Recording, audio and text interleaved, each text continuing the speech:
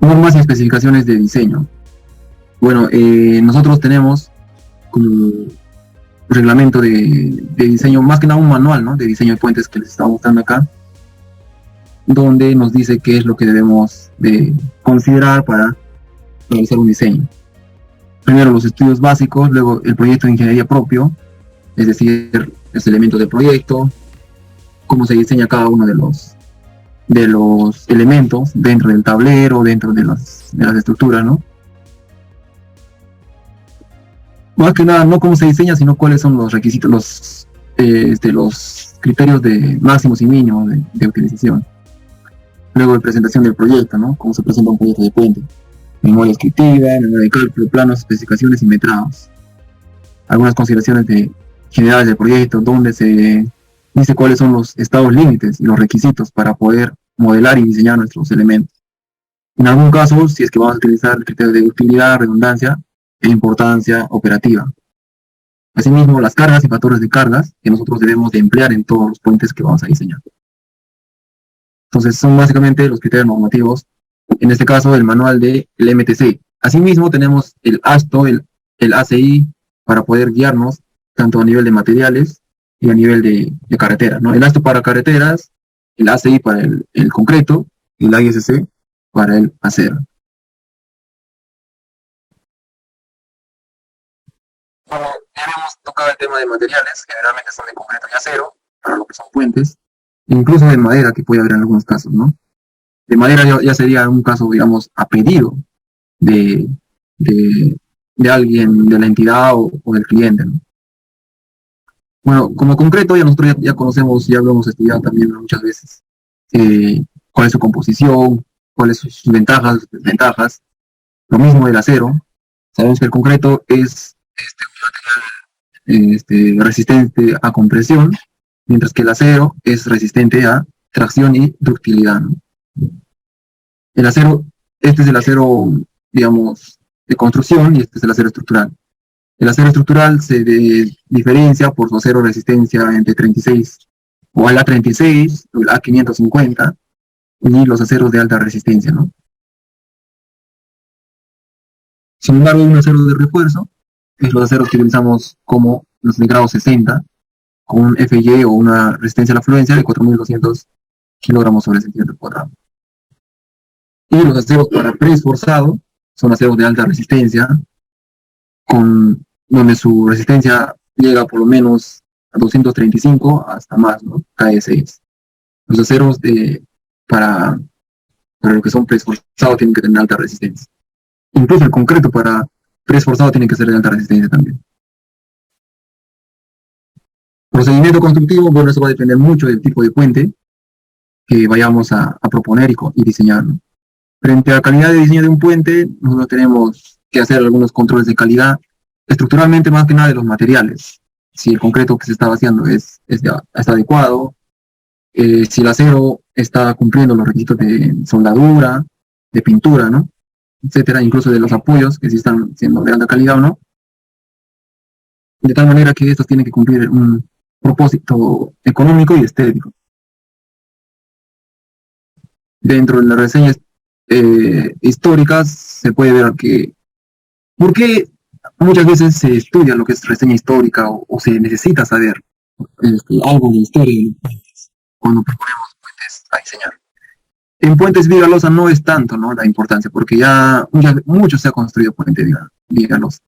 Sin embargo, cuando queremos nosotros diseñar un puente de gran magnitud, es decir, un puente de 200 metros, 400 metros, incluso más, vamos a encontrar poca bibliografía, así como tal, para diseño de puentes de 400 metros. Eso es seguro, lo he buscado aquí, lo he buscado en Chile, con otros idiomas incluso. La bibliografía es bastante corta para ese tipo de puentes. Solamente qué bibliografías hay? Diseño de acero en puentes grandes, nada más. Es como te dice, cómo controlar el acero exclusivamente, cómo controlar el concreto, cómo controlar el pretensado. Más no el comportamiento de todo en un puente, digamos, grande, ¿no? Es decir, diseñar un puente de 600 metros de luz. ¿Cómo dimensiono este tipo de puentes? No hay un requisito que te dice L sobre 10, L sobre 20, o torre es igual a 10 metros, 20 metros. O si es que voy a hacer un puente de arco, la flecha del arco es tanto. Es poco probable encontrar esos datos informativos en libros. Más bien, lo que sí podemos encontrar es puentes similares, parecidos, o de reseña histórica, que hoy por hoy todavía o han tenido buena funcionalidad hasta su tiempo de vida de uso, o hasta el momento siguen utilizando y resistiendo de una manera, digamos, normal o correcta.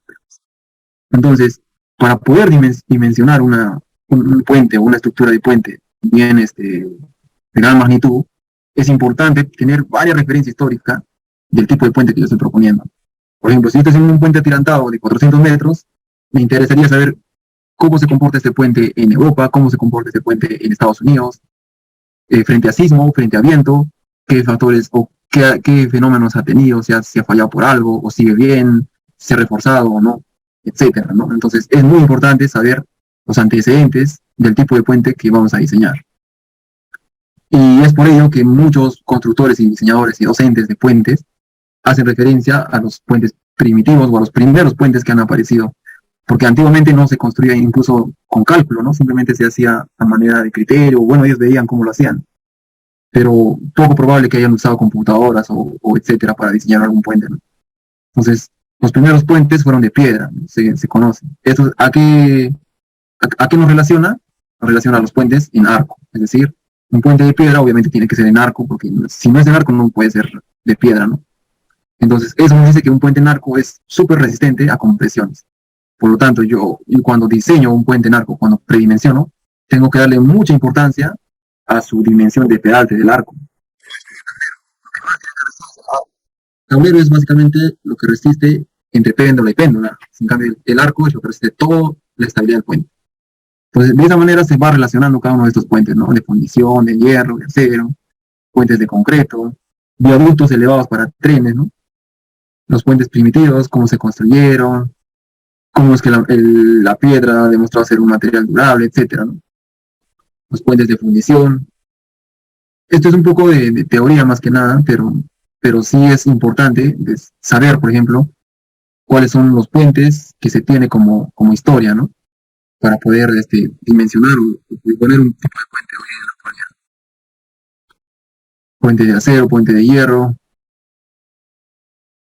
puentes de concreto. Y así podemos encontrar, de acuerdo a nuestras geografía y a nuestras características meteorológicas o naturales, relacionar tipos de puentes, ¿no? Por ejemplo, si yo quiero construir un puente atirantado, me conviene buscar cómo se comporta este puente en situaciones sísmicas, ¿no? Para poder predimensionar, para poder proponer, digamos, tipos de materiales para los puentes.